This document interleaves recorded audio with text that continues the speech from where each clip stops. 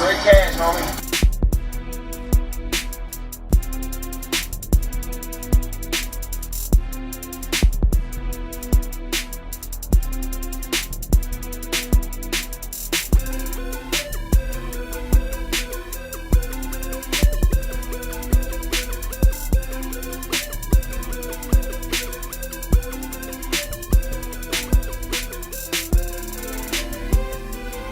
Welcome back to another edition of the Pocket Protectors podcast. I am your host, Jayson Brown. You can find me on Twitter at BrownJayson. Got the gang with me this evening, here to talk about some things. And we're just going to go ahead and kick it to the doctor right off the bat here.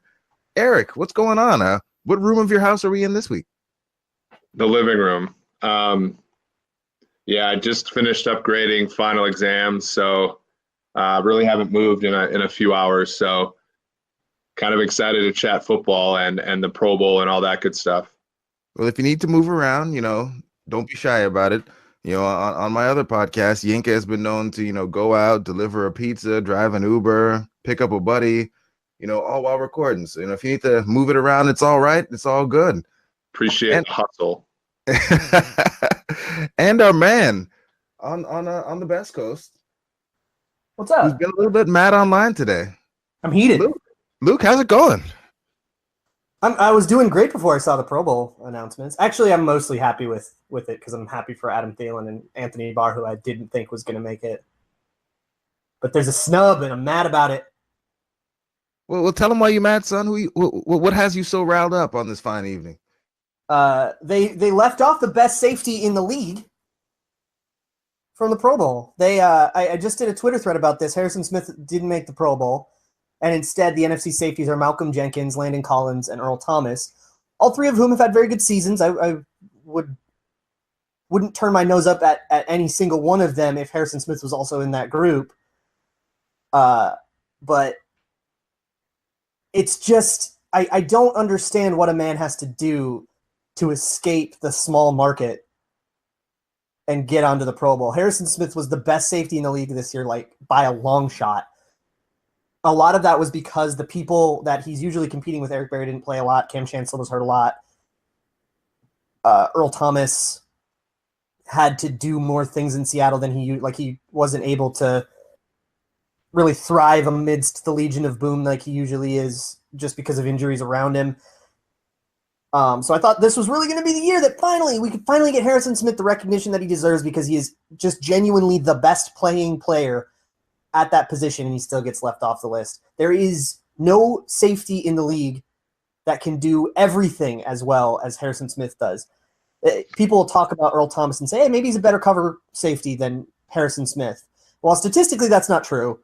I can yield to that and say, okay, that's your opinion. Sure, I respect your opinion that Earl Thomas is better in coverage than Harrison Smith. But he's useless in the run. He doesn't produce at all when he's asked to go down in the box, and Harrison Smith is incredibly productive in the run. Landon Collins might be a better box safety. He's been really productive in the run. He's been a great blitzer, and he's been decent in coverage. Harrison Smith has been leaps and bounds better in coverage. There are safeties that usually specialize in, being a free safety or strong safety or box safety. Usually you have safeties that, maybe they're like a fourth linebacker, or maybe they're like, an extra cornerback. Harrison Smith can be everything. He's like if you had Earl Thomas, but when you need him to be Cam Chancellor, he can morph into that. It's like having a whole Legion of Boom boiled down to one player. People still don't know who the hell he is, and I'm mad about it. But I guess, do you think that some of what you just kind of described and why he's so good is why he maybe doesn't get the recognition that he should get nationally? And that, if you're going to the traditional stats, because I know you can make a really great case for him using, PFF and the information that they have there. But if you go and look on, just like NFL.com or Pro Football Reference, and just look at the stats that people would traditionally look at, maybe not the people who are as into, the numbers and the analytics as we are, he doesn't really stand out in any one thing, which could also play. And yeah, the small market is part of it. But if you're not watching tape on these guys, you're just going to go and quickly skim over, who's leading the league in interceptions, or which safeties are racking up the most tackles, or who has the most sacks, or whatever. He's not really at the top of any of those lists. So I guess, could that be a factor that's kind of, I guess, hurting Harrison Smith when it comes to, getting these kind of postseason accolades like the Pro Bowl? I could definitely see that if he didn't have more interceptions than all three of those NFC safeties. Those NFC safeties all have 2 and 2. They've given up 2 touchdowns and have 2 interceptions. Harrison Smith has 3 picks and has not given up a touchdown yet, and we're in mid-December, which is absurd. I don't know where his tackle stats are at, but I guess people look at that for safeties, which is really weird because raw tackles don't like. Usually, if a safety's making your tackle, it's not a good rep for someone. So I do get that, like, it's a popularity contest, and I shouldn't be this worked up about the Pro Bowl because, like, it's voted on by people who have no idea what they're looking at. But it seemed like this, like, if he's not going to make it this year, he's not going to make it any year. And for a guy who should probably, he's been in the top 3 of his position for, like, his entire career. And if he keeps that up for 5 more years or whatever, he probably has a Hall of Fame ballot, and he's not going to make any Pro Bowls, and that's going to be, like, a huge knock against him in the Hall of Fame, and it's going to be total BS. Because people don't know how to evaluate safeties. I think one thing I would push back on there is that in the Les Frazier year, Les Frazier wasn't using Harrison Smith correctly. So when he was kind of stuck in that 2 deep role, he wasn't the guy we know now. So that was the only kind of initial part of his career where he wasn't being used right. And you could see it when Zimmer came in, his PFF grade shot through the roof because he was being used in a way to maximize his skill set. But he wasn't great starting out, and it wasn't really his fault then. But Eric, what were you going to say? Well, I mean, I think so. One of the things so I'm looking at his Pro Football Reference page to kind of like, what if you didn't have information like we have? And, Smith, well, for one, he's made 2 Pro Bowls, I think, as an alternate, right? So those are going to show up, when he's, when it comes time to, like, evaluate his career. But, you're talking about a guy who has 15 career interceptions, 4 career touchdowns, 9 career sacks. And I do think so, like, early on in his career, he was making those splash plays, and now it's one of those things where he's kind of an eraser. So I know, some people have done articles on, like, when he comes down into the box, he's sort of like takes away route combinations that the other team can run. Well, that's not going to be him playing kind of that Les Frazier deep safety coming in and picking a pass off. It's one of those things where he's just a catalyst for defensive awesomeness, right? And the fact that the fact that teams like shy away from him is, a huge feather in his cap. And I just don't think that the league is sort of wised up to that. I will say there's a point of pride I have here. So if you go down about to the bottom third of Harrison Smith's profile, he did make the first team All-Pro PFF team in 2014 and 2015. And that does show up on Pro Football Reference. So he will make All-Pro teams this year. He might just, I still am holding out hope that he'll make the Associated Press All-Pro team, even though he doesn't make the Pro Bowl. But he will get, I think, sufficient recognition throughout his career. It's just really annoying that this is the season where not only are the Vikings, a top 3 defense in the NFL right now, but their best player defensively, I don't even think it's close, is not going to get the recognition he deserves. And the other guy, the other snub that doesn't have me quite as heated because I didn't really expect him to make it, but Linval Joseph was a huge snub who really should be in the Pro Bowl. But I believe, correct me if I'm wrong on this, guys, but I believe there is not a single nose tackle in the entire Pro Bowl roster. I think all the interior defensive linemen are 3 techs, which is just kind of a catastrophic issue for the Pro Bowl. Like, it's a whole position that's just not represented because the Pro Bowl voters don't know how to differentiate between what defensive tackles are doing. Yeah, I think that's true. And it's the same thing with, like, that's why it's good that Anthony Barr made the Pro Bowl, because usually, for the longest time they had a difficult time differentiating between, like, DeAndre Levy and Von Miller, edge guys versus off the ball players who don't have the sack numbers. But it does sound like they're at least getting good at differentiating between off the ball linebackers and edge players. I still think it's a little out of whack there, but now you're talking about, like, defensive tackles. And Joseph made the Pro Bowl last year. I'm assuming that after injuries and all that kind of stuff, he'll make the Pro Bowl again this year, just like Smith. But it is annoying because he certainly is a catalyst. I mean, The fact that he can take on two blockers and sort of free players like Hunter and Kendricks and those guys to make tackles on run plays, and the fact that he's got 7.5 sacks the last 2 years as a nose tackle also points to sort of how good he has been kind of as an all-around player.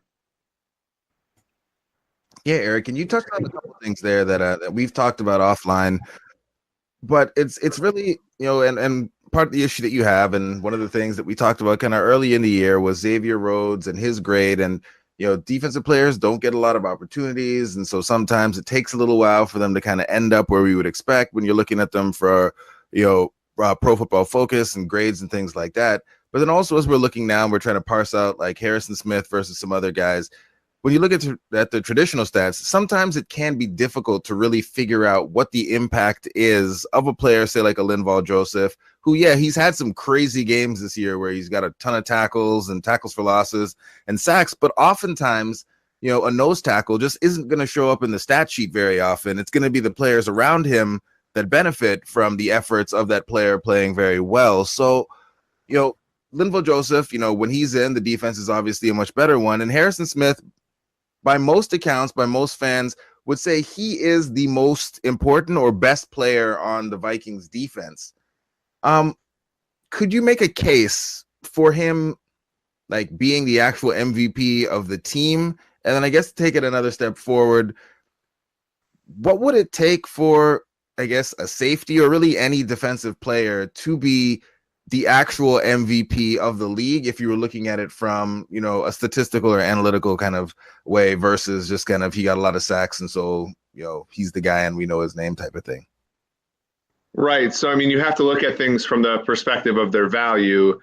And what's really interesting is that,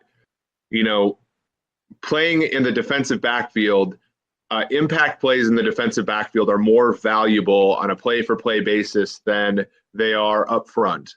So, and I think I sent this to you guys, but like a positive play as a pass rusher is worth about half an expected point. So, if you make like you beat the block guy in front of you, you get a pressure, on average, that's about half of an expected point. A positive play in coverage is worth about twice as much as that, about 0.9 expected points. And so, on one end, it's clearly better, to make a play in the backfield, and you can kind of understand why that's true. When a pressure occurs on the quarterback can still make a positive play offensively after that occurs. Whereas if you knock a pass down, if you intercept the pass, that basically is it for the offense. So there are more benefits to having solid play on the defensive backfield. Obviously, those two things are correlated. But things are more variable on the back end as well. As you said, guys like Xavier Rhodes, Harrison Smith, it's going to take them maybe 4 times as many games to have as many gradable plays as it does for a guy like Everson Griffin. So, guys like Everson Griffin, their statistics stabilize over time far more quickly than defensive backs. So on one side, we understand defensive linemen and pass rushers better than we understand coverage men, but what coverage men do is more valuable than what pass rushers do. So in that respect, so to kind of come all the way back and answer your question, a player would have to have one of those seasons where, you're getting, 20 sacks or you're getting 10 interceptions, which doesn't really happen anymore because there are quarterbacks that don't even throw 10 interceptions in a season anymore. And, if you look at things like WAR or expected points, like last season, the defensive player with the highest WAR in my calculation was Khalil Mack, and it was about 1.75 wins above replacement. And of course, he was defensive player of the year, so it makes some sense. But there were 13 offensive players with more WAR than him, including 4 quarterbacks who had more than 4 wins above replacement. And so you're going to kind of have to need a season where almost, kind of like this year where a lot of backup quarterbacks are playing okay. But, you still have the existence of guys like Tom Brady, guys like Carson Wentz and so forth that are kind of driving the wins above replacement. You're going to have a year where the highest quarterback in wins above replacement is like 2.5. and a guy like Khalil Mack gets 25 sacks, or a guy like, so the highest defensive back we had last year was Chris Harris. A guy like Chris Harris gets 10, 11 interceptions. I mean, to me, that would be the recipe for a defensive player winning MVP. I can't remember. I think Lawrence Taylor was the last defensive player to win it, and that was back in a time where quarterbacks weren't nearly as good and didn't nearly have the impact that they have now. And I have a hard time seeing, like, a defensive player, kind of the pendulum swinging back in that direction again. But you never know. Yeah, and Luke, from your perspective, you kind of think about it and think about the Vikings and the team and kind of where we are now and this season.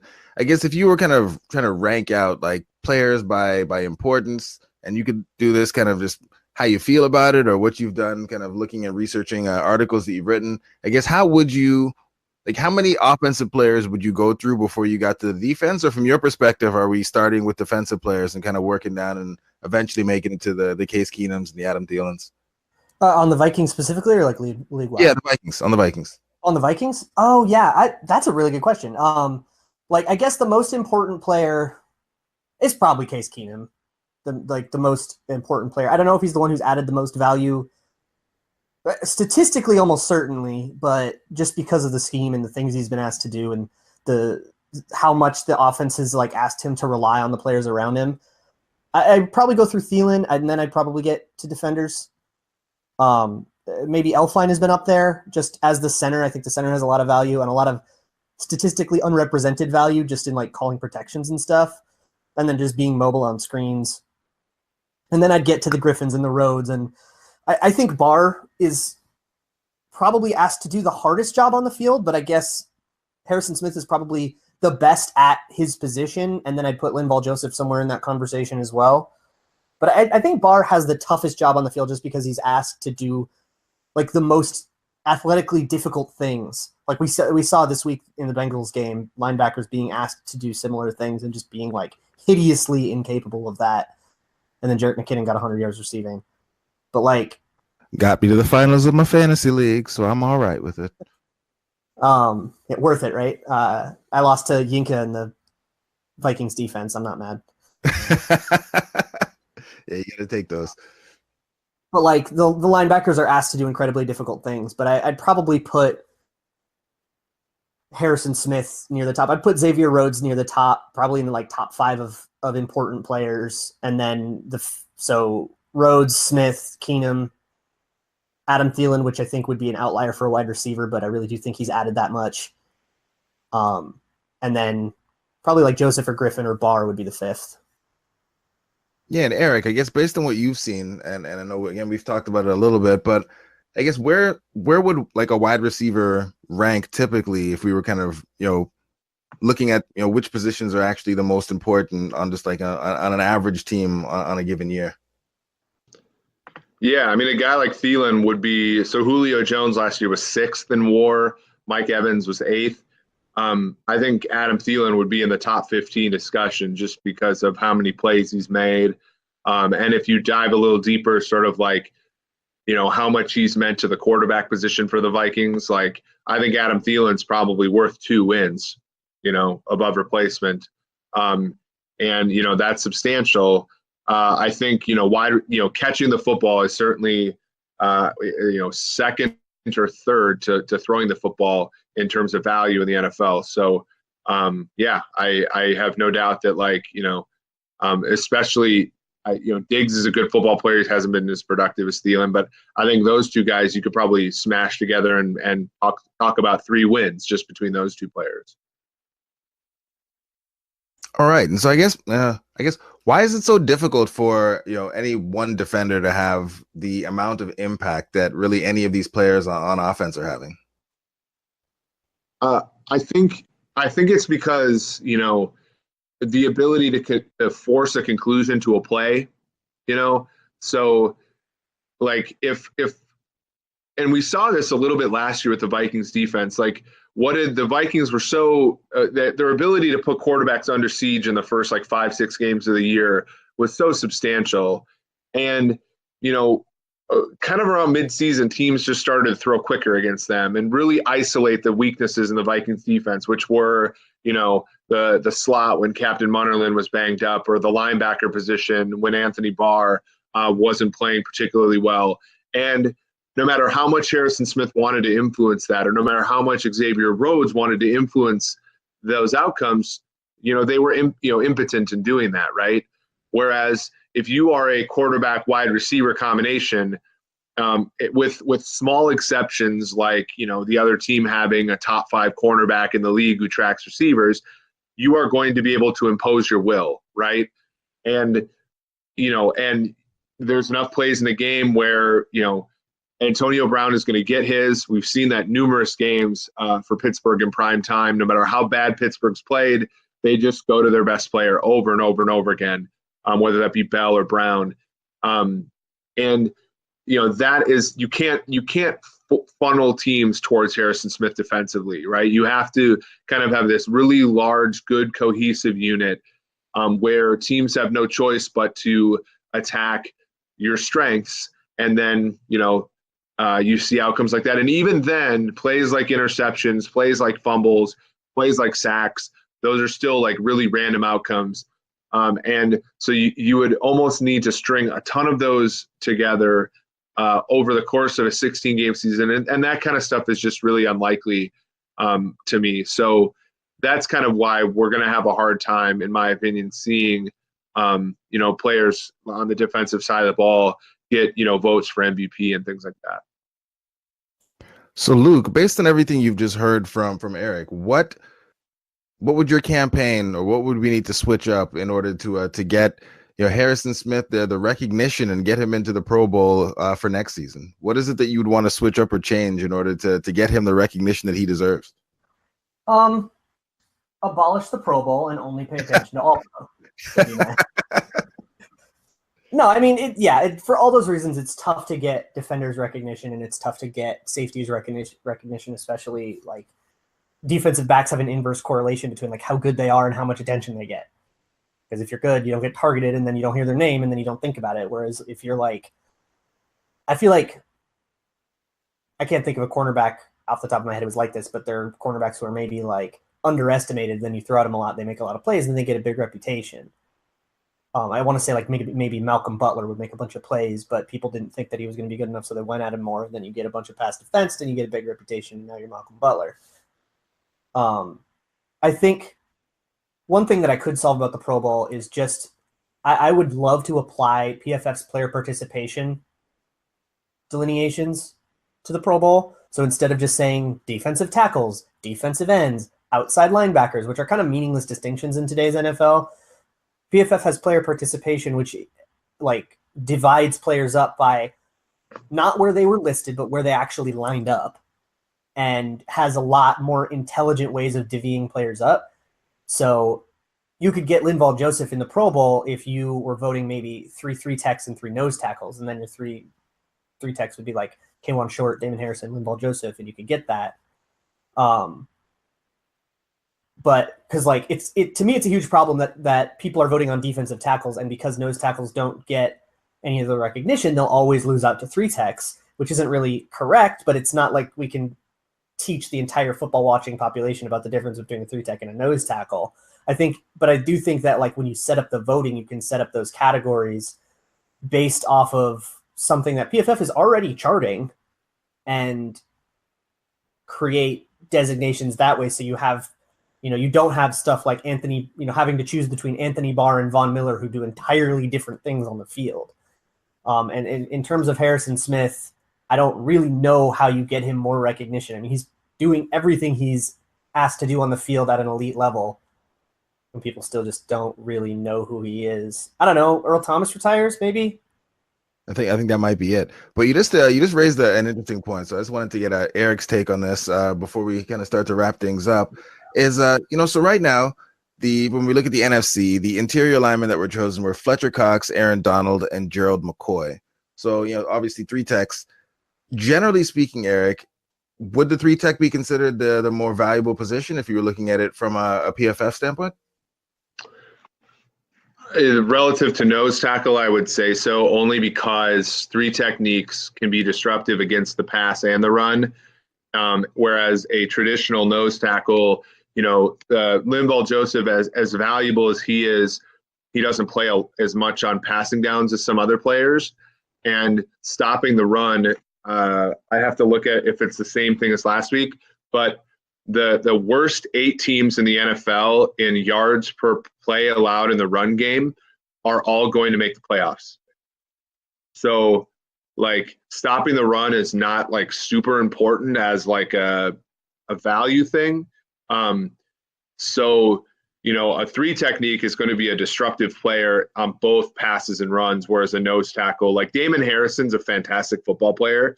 But it's like, it's a little bit more valuable than having like the best fullback in the league. You know what I'm saying? And that's where like I like Luke's idea of like doing participation, but we should also fold in like how valuable the spot is. So for example, there used to be a lot of like discussions in the PFF chat about like whether to include Justin Tucker in the top 100 players or Marcel Reese or somebody like that. And like the discussion, like to me, there's no discussion just because like as valuable as Justin Tucker is, his value over a replacement kicker is not nearly as high as, I would even say somebody like Eric Kendricks' value over replacement linebacker, even though Kendricks been kind of average-ish this year. I think all of these discussions should also have value embedded into them. Well, awesome. That's all the questions I had for you guys today, and I think we allowed Luke to appropriately vent all of the pent up anger he had today at the Pro Bowl.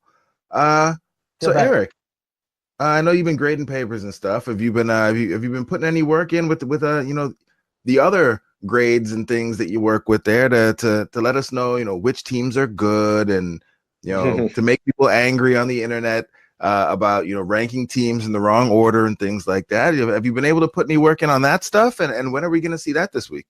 Yeah, that's coming out tomorrow. The PFF Elo. We had the PFF spread picks will be out on Friday. We had quite the sweat this week, so we had San Francisco against Tennessee. That went down to the wire. We had the over in the Miami-Buffalo game, and that went all the way down to the wire. And then we actually had Oakland +3 on Sunday Night Football. So even though I advocated for the touchback rule, I got screwed over by it in the PFF spread picks on Sunday night. So that was rough. And then we had Atlanta covering last night, which didn't actually happen. So we had a 500 week, unfortunately. But this week is a new week. It looks like with the news about Aaron Rodgers, the Vikings are -9. 9 points is an awful lot to lay for a road team, but you have to wonder with the Vikings, motivation, trying to get a 2 seed on their way to their home Super Bowl. Packers kind of giving up on the season. I wonder, much like last week where people are a little bit nervous to lay, 12.5 points against Cincinnati, I wonder if the Vikings are going to be worth laying that many points down this week. I don't know if they'll make our article or not, but that'll be an interesting one for people to think about.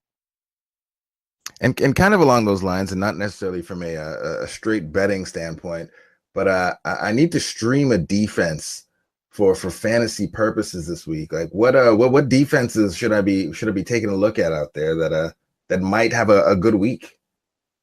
Oh, that's a great question. So let me look at week 16 here. So one of them that's I like would be Denver. No, not Denver. Baltimore against Indianapolis. Denver played Indianapolis last week. Baltimore at home on Saturday. You get to if you're going to have to watch that game anyway, you might as well have something riding on it, as Pete Rose would say. So I like the Ravens against the Colts if you can get them. A sneaky good one would also be the Los Angeles Rams. Marcus Mariota has something like 12 clean pocket interceptions this year. So interceptions thrown while not pressured. So he's like, liable to throw you some interceptions. I don't know. And those are ones that I like. Even like the Eagles versus the Raiders Monday night, Christmas night. I think the Raiders are probably another one of those teams that might give up. And Derek Carr throwing some interceptions to some Eagles players might be in the future there. So. Yeah, and also in the future, we might have to have is Derek Carr actually a good quarterback? And have us go through that and see if you can help us answer that question. Because when you look at just some regular non-advanced metrics, he doesn't look particularly great, and he's making a lot of money. That's a really good point. And we, when we were studying quarterbacks this summer for PFF, like in depth, a lot of times we were getting the signal that Carr wasn't as good as we had all thought. And, we went back and tried to drill back into it and say, well, why is that true? And sometimes, in hindsight, it's good to trust your numbers a little bit. Like maybe Carr is only a third-tier quarterback or something like that, and he sort of has shown that this year. I wonder how much of that is losing our guy Musgrave in Oakland as he was shown the door after this season. Maybe, sometimes as we've seen with Shermer, when you give offensive coordinators second chances, they can sometimes, reward you. I want to compare Derek Carr to Blake Bortles now in hindsight, because I was looking at Brett Hundley for like game preview reasons of the last 4 games, and Blake Bortles kept popping off the page in all the rankings. He's been balling, and he's like a bona fide good quarterback now, and I don't know how to handle it. So just to kind of hint, one of the games that because there's a lot of big spreads this weekend. I still think San Francisco is undervalued in the betting market at +4 at home. Anytime, in my opinion, that you have the better quarterback at home getting points, it's not a bad bet. I think Jimmy Garoppolo, continues his hot streak this week. Jimmy G. Or as George calls him, Jimmy Jesus. And Luke, I know you dropped a Shermer article today. You want to preview that? They'll give us a little tease on what you talked about in there.